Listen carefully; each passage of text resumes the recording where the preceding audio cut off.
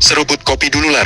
Hari ini kita bahas kapal siluman kebanggaan TNI AL, Grigolok 688, yang akhirnya kembali ke Banyuwangi setelah menjalani pelayaran panjang dari kawasan Laut Cina Selatan. Sekilas memang terlihat seperti kepulangan biasa, tapi kalau kita perhatikan lebih dalam, timing, rute, dan konteksnya bikin banyak analis bertanya-tanya. Ini cuma pulang setelah patroli rutin, atau sebenarnya baru selesai menjalani misi penting? Termasuk uji sistem dan integrasi senjata, Grigolok bukan kapal biasa. Ini adalah kapal cepat rudal berbasis desain trimaran stealth buatan dalam negeri, yang memang sejak awal dirancang untuk misi cepat, senyap, dan mematikan. Bentuknya yang tajam dan rendah radar membuatnya ideal untuk operasi pengamanan laut, intersepsi, hingga penyerangan cepat. Dalam beberapa waktu terakhir, kawasan Laut Cina Selatan memang sedang panas. Aktivitas kapal perang meningkat, patroli makin padat, dan Indonesia memperkuat kehadiran militernya untuk menjaga kepentingan nasional. Di tengah situasi itu, Grigolok justru terlihat menjalani pelayaran cukup panjang sebelum akhirnya kembali ke Banyuwangi.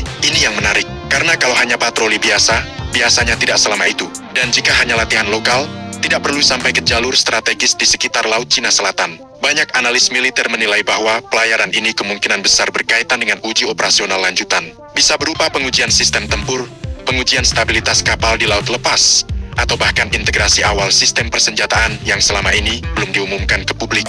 Kita tahu, Grigolok memang dirancang modular.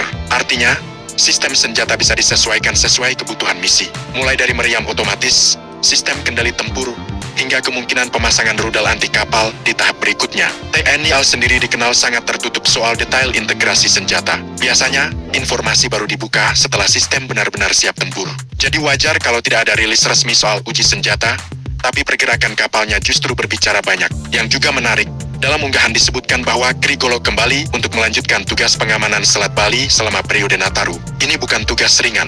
Selat Bali adalah jalur sibuk, padat lalu lintas, dan rawan berbagai aktivitas ilegal. Artinya, kapal yang ditempatkan di sana harus benar-benar siap secara teknis dan tempur. Kalau kita tarik kesimpulan dari semua ini, maka sangat kecil kemungkinan Grigolok hanya pulang biasa. Lebih masuk akal jika kapal ini baru menyelesaikan misi operasi laut, menjalani uji kemampuan di perairan terbuka, sekaligus menguji kesiapan sistem tempurnya, lalu langsung dialihkan untuk pengamanan strategis. Ini menunjukkan satu hal penting. Grigolok ini bukan lagi kapal uji coba, tapi sudah masuk kategori kapal operasional penuh.